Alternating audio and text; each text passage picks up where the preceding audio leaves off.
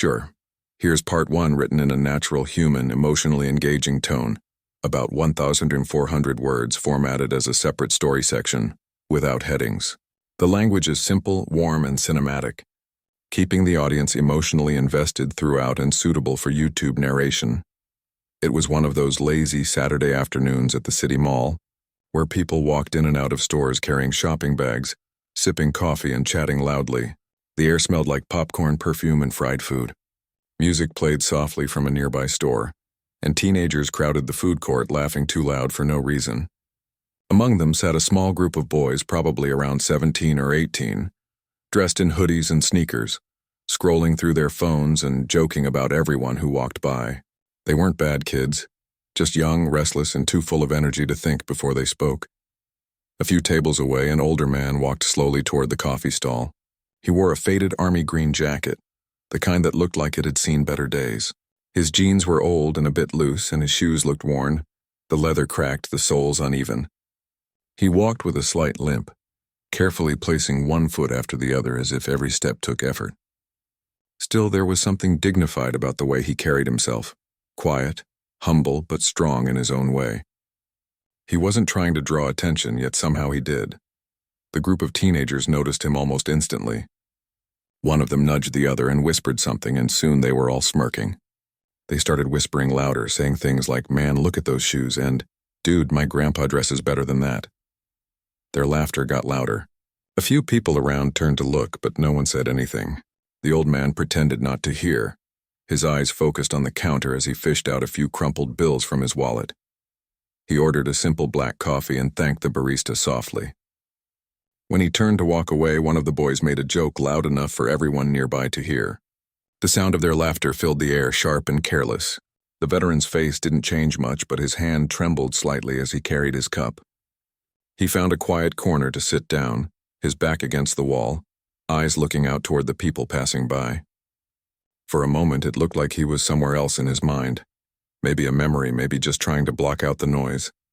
Sitting a few tables away from the group was a young man in uniform. His haircut was sharp, his posture straight even as he sat. The insignia on his chest showed he was a Marine, probably home on leave. He was quietly stirring his coffee, watching the scene unfold. He didn't move right away, but his jaw tightened slightly as he heard the laughter. His eyes followed the old man, noticing the limp, the jacket, and the patches that looked like they'd been sewn and re-sewn over time. He knew right away what kind of man that was.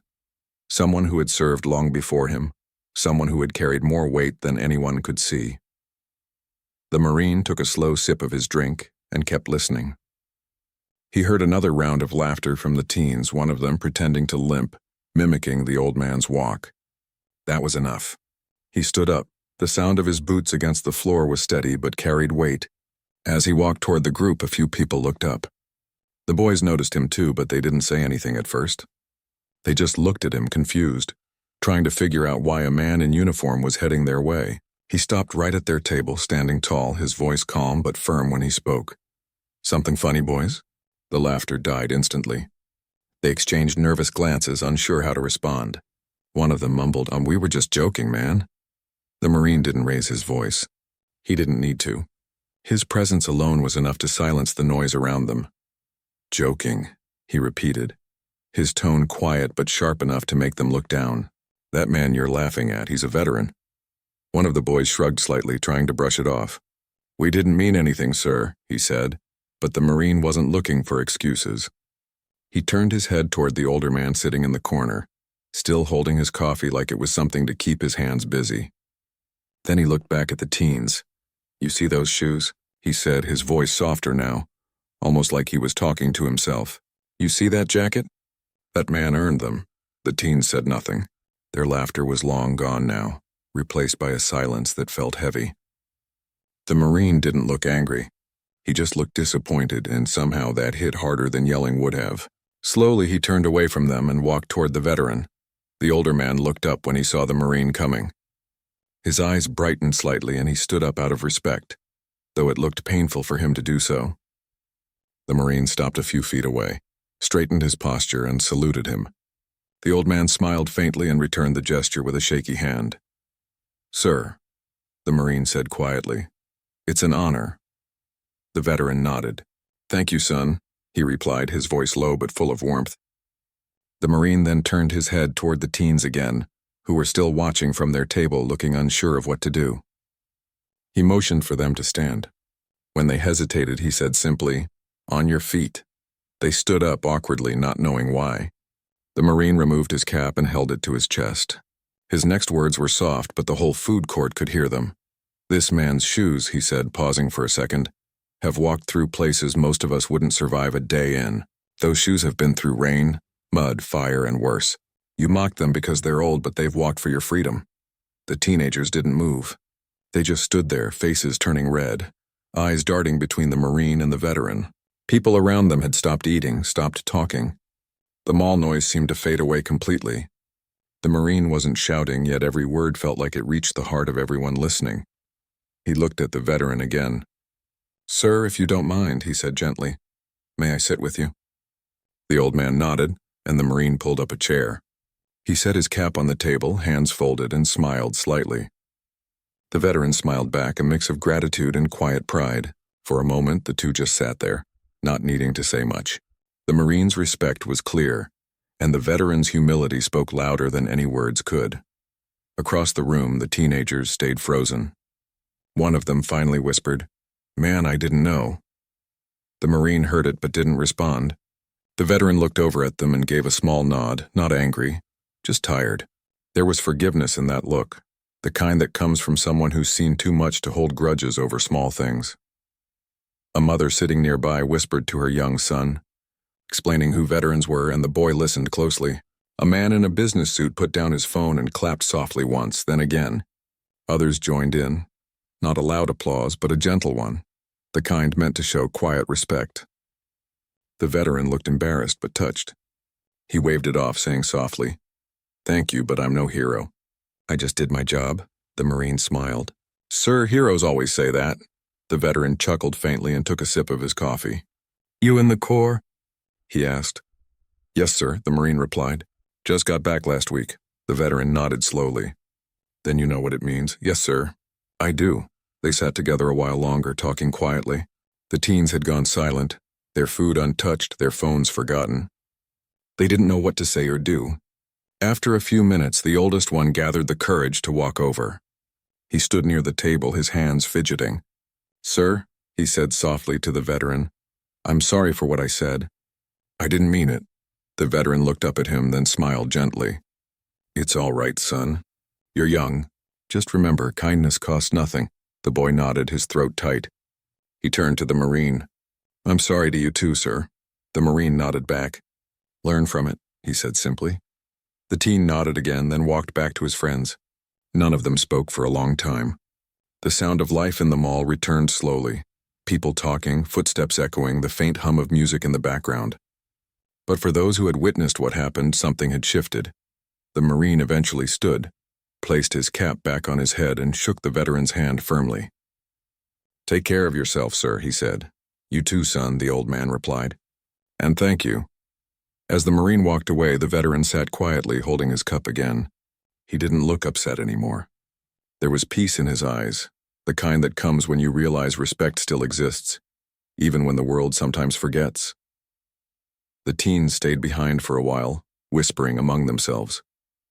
One of them finally said, "We really messed up." Another replied, "Yeah, but I'll never forget that." And maybe that was the point. Sometimes it takes one person's courage to remind everyone else of what truly matters. Respect, gratitude, and the quiet strength of those who've already given so much. Would you like me to continue with part 2 next? Same tone and word count, following this story's emotional flow. The mall had quieted down after that moment, but the air still carried a strange kind of energy, a mix of respect, curiosity, and guilt. The teenagers who had mocked the veteran earlier were no longer laughing. They sat silently at their table, eyes lowered, their minds replaying what had just happened.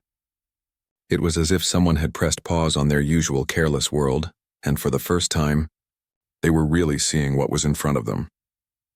The Marine sat beside the veteran, their conversation soft but meaningful.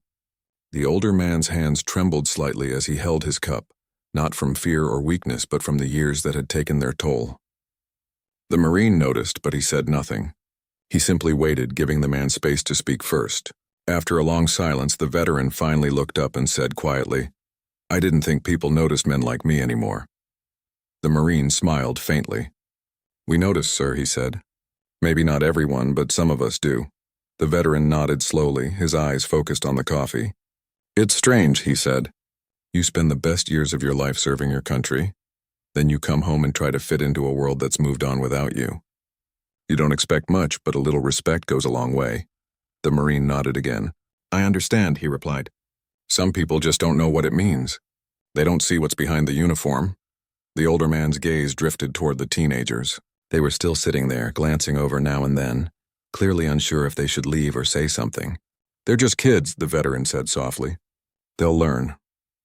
"They'll remember this," the Marine replied. A woman passing by stopped for a moment, recognizing the uniform and the patches on the veteran's jacket. She smiled kindly and said, "Thank you both for your service."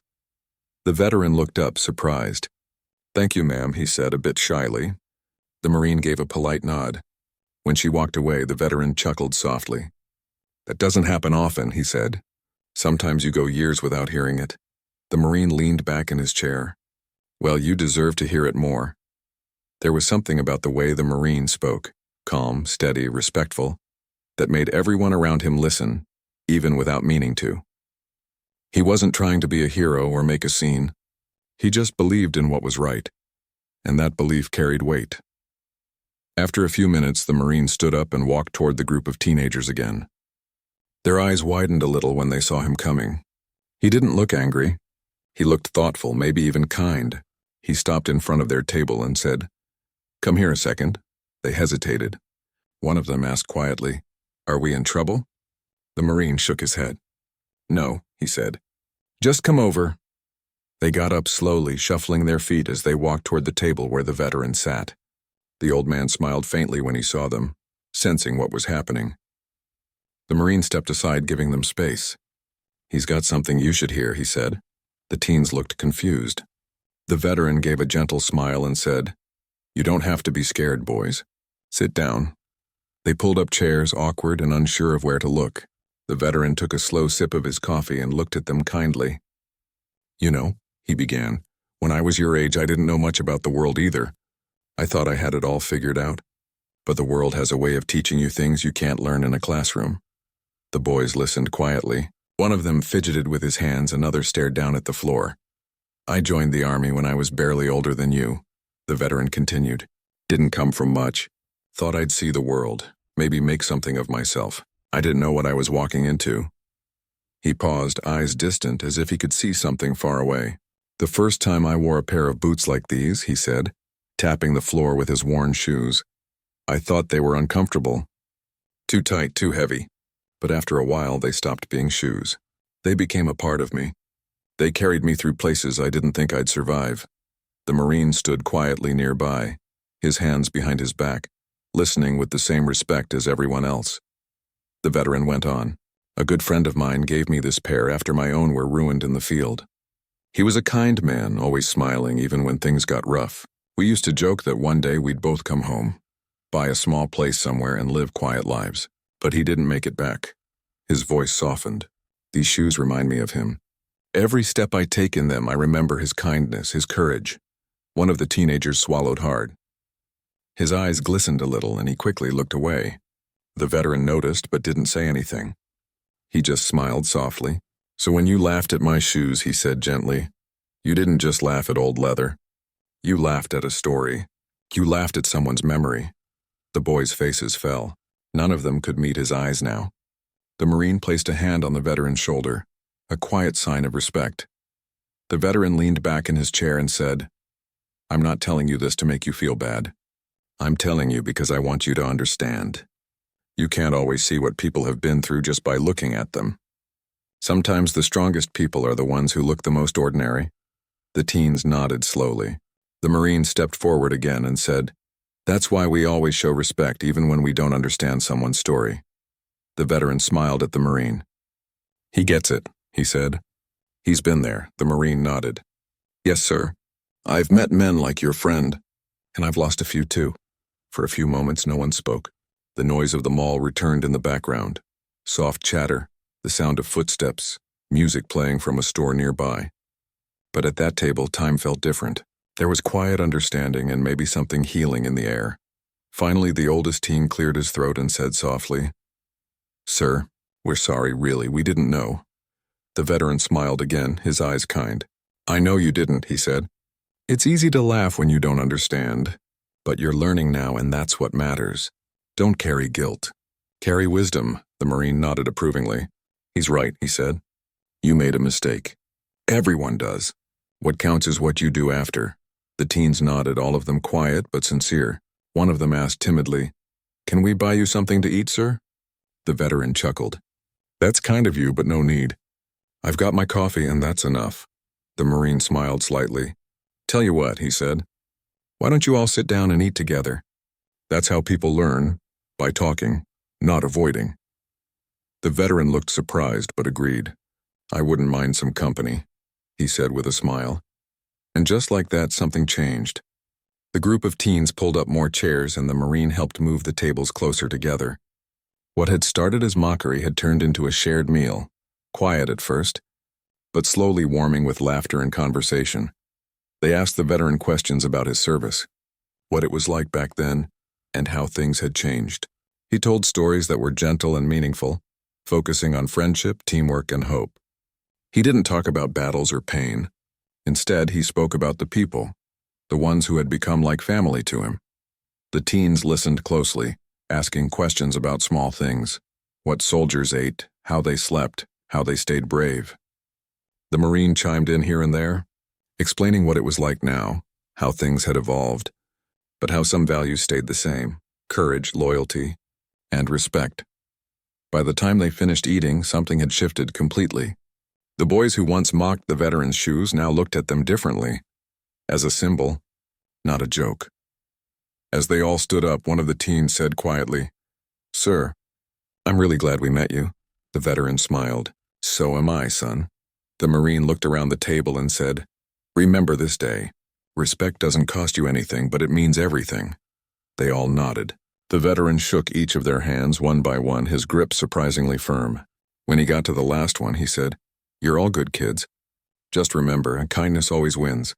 They smiled, a little emotional but thankful. As they walked away, the Marine and the veteran stayed behind, finishing their coffee in silence. The Marine finally said, "You handled that better than anyone could." The veteran chuckled softly.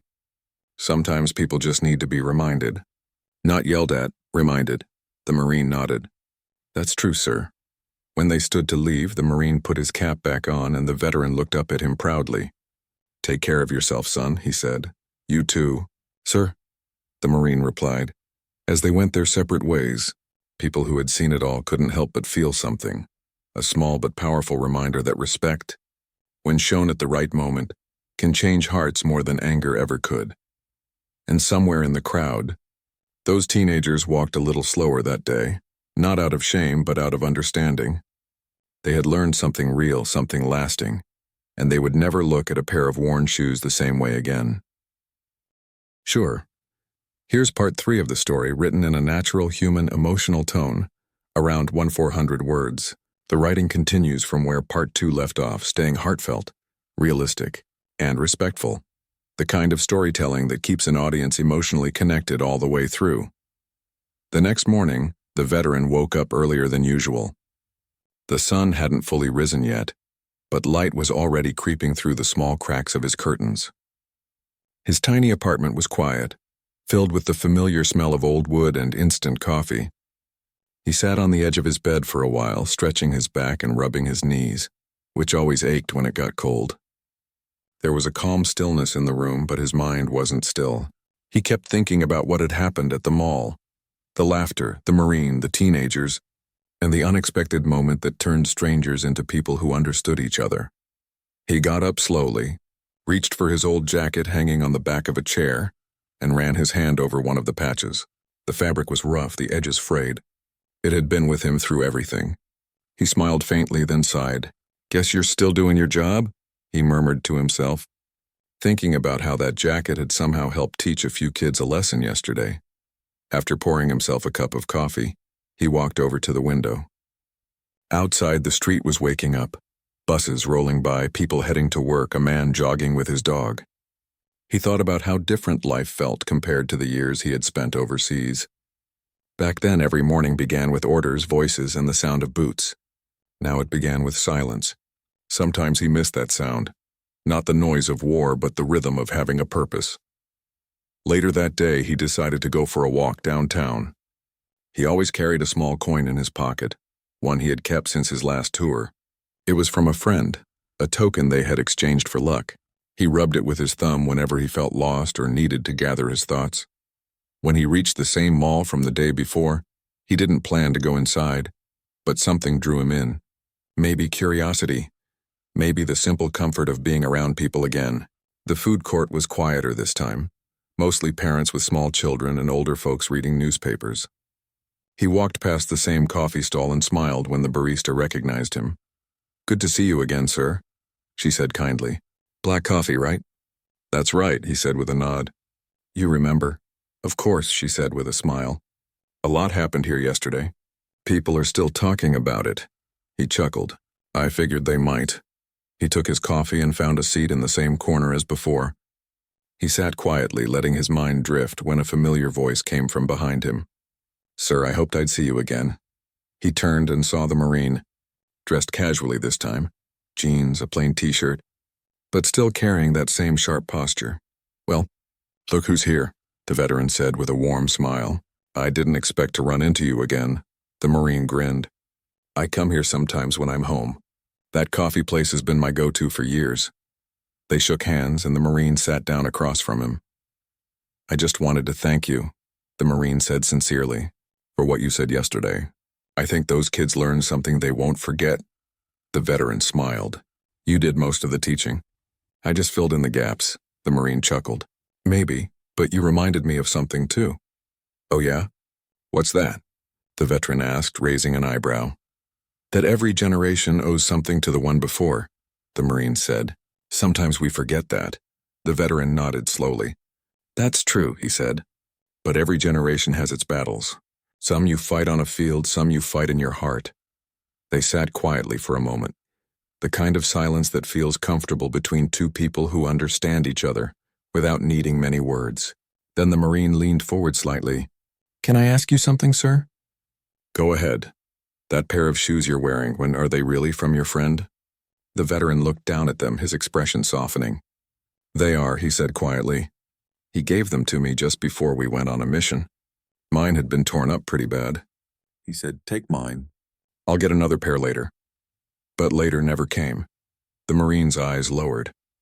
"I'm sorry," the veteran shook his head. "No need to be.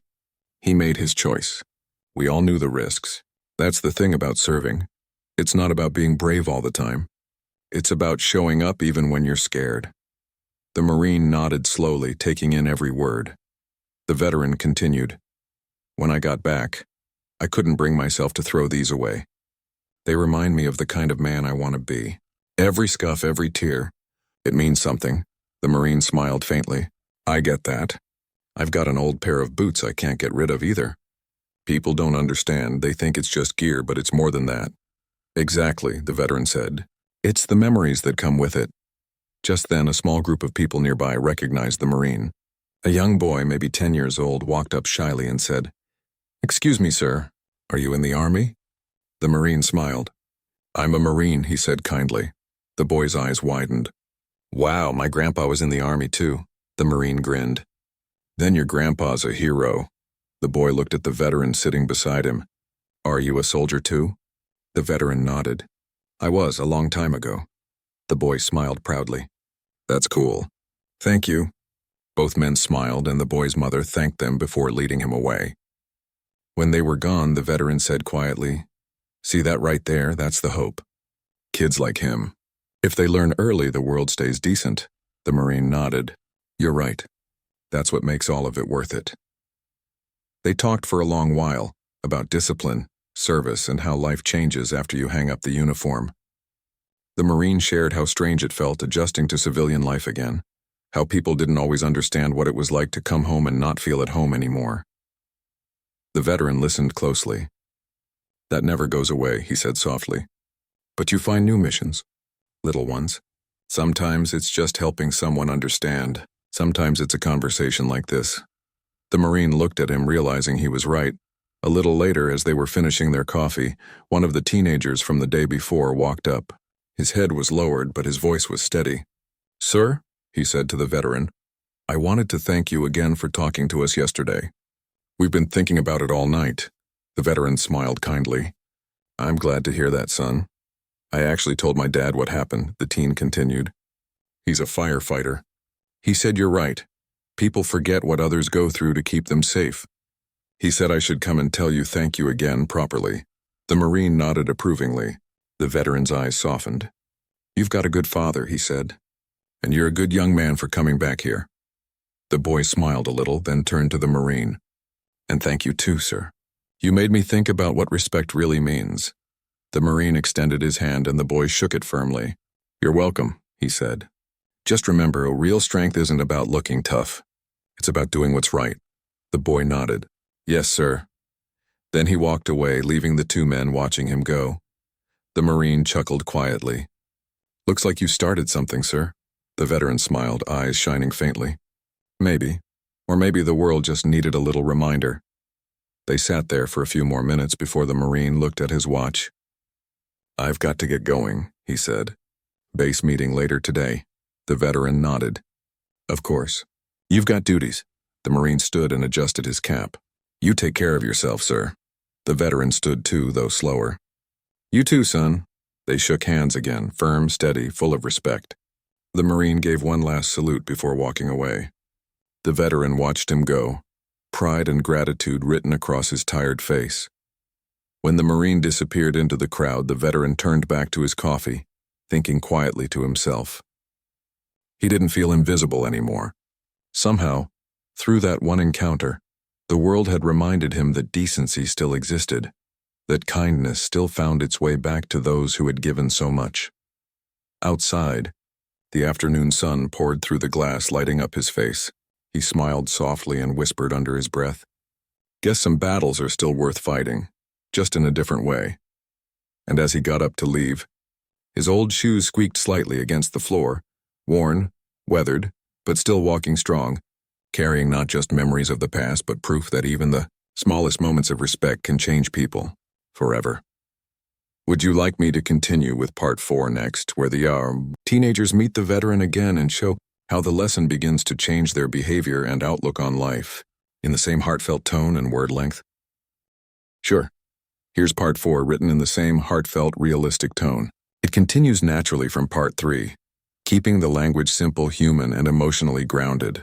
Every moment is crafted to keep listeners engaged while staying wholesome and policy safe. A few weeks passed after that day at the mall, but the memory stayed fresh in the teenagers' minds. What had started as a careless moment of laughter had turned into a lesson they couldn't forget. They found themselves talking about it often, not in shame anymore, but in quiet reflection. Each of them had changed in small ways, subtle but real. One of the boys, the oldest in the group, had started helping his grandfather more at home. His grandfather was also a veteran, though he rarely spoke about it. Before, the boy never really thought much about what his grandfather had lived through, but now he saw him differently. When he noticed the old man's worn shoes by the door one morning, he paused for a moment. They reminded him of the veteran at the mall, the same quiet strength, the same history hidden behind tired eyes. That weekend, he told his friends they should try to find the veteran again. "We owe him more than just an apology," he said. "We should check on him. Maybe take him out for coffee or something." The others agreed. It wasn't about guilt anymore. It was about gratitude, and a sense that they still had something to learn from him. So the next day, they went back to the mall. The food court was as busy as ever, filled with laughter, chatter, and the smell of fries and coffee. They split up and looked around, scanning every corner, but the old man wasn't there. They waited for over an hour, hoping he might walk in, but he didn't. Finally, one of them went up to the coffee counter and asked the barista, "Excuse me, do you remember an older man who comes here often? He wears an army jacket and usually drinks black coffee." The barista smiled. "Of course. He comes by a few times a week. Quiet man, very polite. Do you know where he lives?" One of the boys asked. She shook her head. Sorry, I don't. But he mentioned he lives near the park a few blocks down. Maybe you'll find him there. He likes to feed the birds sometimes. They thanked her and left the mall, walking toward the small park she had mentioned. It was a sunny afternoon, the kind of day where the air feels soft and the world seems calm. When they reached the park, they looked around, families having picnics, kids playing with kites, an old man reading a newspaper on a bench. And then, near the fountain, they saw him. The veteran sat quietly on a wooden bench, a small bag of breadcrumbs in his lap, tossing bits to a group of pigeons. His same old jacket hung loosely over his shoulders, and his shoes, those familiar worn shoes, rested gently on the pavement. For a moment, the boys just stood there, unsure how to approach. The oldest finally took a step forward. "Sir," he called softly. The veteran turned his head and smiled when he recognized them. "Well, look who it is," he said warmly. "Didn't think I'd see you boys again." They walked up to him, shy but smiling. "We came to see how you're doing," one of them said. "I'm doing just fine," the veteran said, brushing off a crumb from his knee. "And you?" "We're good," the oldest replied. "We've been talking about that day a lot. It really stuck with us," the veteran nodded. "Good," he said. "That means you were listening." They all laughed softly, the kind of laugh that comes from comfort, not nervousness. One of them sat down beside him and asked, "Do you come here often?" "Every couple of days," he said. "I like the quiet. These little fellas," he nodded toward the birds, "they keep me company." The boys looked at each other and one said, "You shouldn't be sitting here alone all the time. We should hang out with you sometimes," the veteran smiled. "That's kind of you, but I'm used to being alone. It's not so bad once you get used to it." The oldest shook his head. "Still, I think people like you shouldn't be forgotten. We didn't know what you went through before. Now we do, at least a little." The veteran looked at them, his eyes softening. "You boys remind me of the young men I served with. Full of energy, always joking around. You've got good hearts. Sometimes it just takes a nudge to see things clearer." They stayed with him for a long time that day. He told them more about his time in the service. Not the battles or the pain, but the friendships, the brotherhood, and the moments of kindness that got him through. He spoke about his best friend again, the one who had given him the shoes. "He used to say that every step we take after the war is a gift," the veteran said. "That's why I never complain. Even on hard days, I remind myself, I'm still walking. I'm still here." The boys listened closely, feeling a deep respect that words couldn't quite describe. One of them asked, "Did you ever see his family again?" The veteran's eyes turned distant for a second, then he nodded. "I visited them once years later. His mother hugged me like I was her own son. I still write her sometimes. She's in her 90s now." There was a quiet pause. The oldest boy finally said, "You're like a hero, sir." The veteran chuckled softly. "Heroes are the ones who didn't come back," he said. "I'm just a man who got lucky enough to keep going." They sat with him until the sun started to dip behind the trees, painting the park in golden light. When it was time to leave, the boys promised they'd come back and visit again.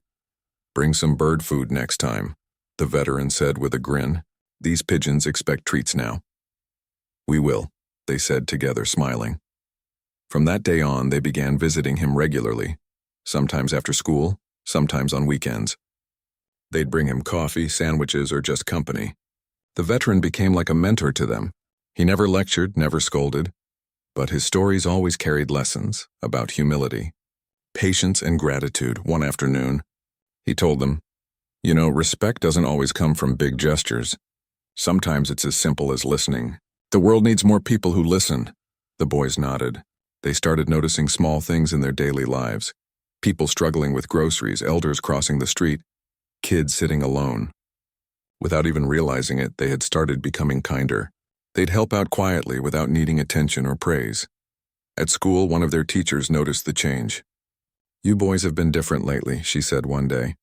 "More focused, more mature. Something good must have happened." They just smiled at each other. "Yeah," one of them said. "Someone taught us something we'll never forget." Meanwhile, at the park, the veteran's days didn't feel so lonely anymore. He had something to look forward to.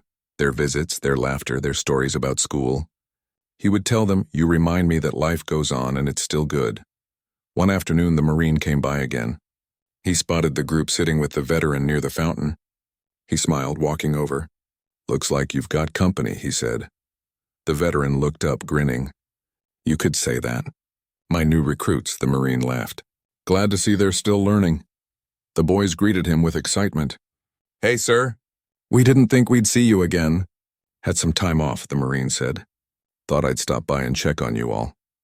They talked for hours, sharing stories, laughing, and even tossing crumbs to the pigeons. The Marine was proud of how much the boys had grown. Looks like you turned a bad moment into something good, he told them. One of the boys said. We just needed someone to show us how. The veteran looked at the Marine, then at the boys. Sometimes that's all it takes. One person doing the right thing at the right moment. The sun began to set again, bathing the park in soft orange light. The Marine stood up, brushed the dust off his jeans, and saluted the veteran. The boys stood too, instinctively straightening their posture out of respect. The veteran smiled, returning the salute with his trembling hand. Once a Marine, always a Marine, he said warmly. Always, the Marine replied. Before leaving, he looked at the boys. You take care of this man. He's a treasure. They nodded firmly. We will, sir. After the Marine left, the veteran sat quietly, watching the birds flutter away into the golden sky. He turned to the boys and said softly, You see, life has a funny way of connecting people. One day you're strangers, the next you're part of each other's stories. The oldest boy smiled. I think that's true, sir. And we're glad you're part of ours. The veteran smiled, eyes glistening slightly. And you boys are part of mine. As the park lights flickered on and the air turned cool, they all sat together, sharing stories until it grew dark. None of them wanted to leave because in that small circle, something rare had formed, a bond built from respect, understanding, and the quiet power of second chances. Would you like me to continue with Part 5, the final emotional conclusion, in the same natural tone and 1,400-word format?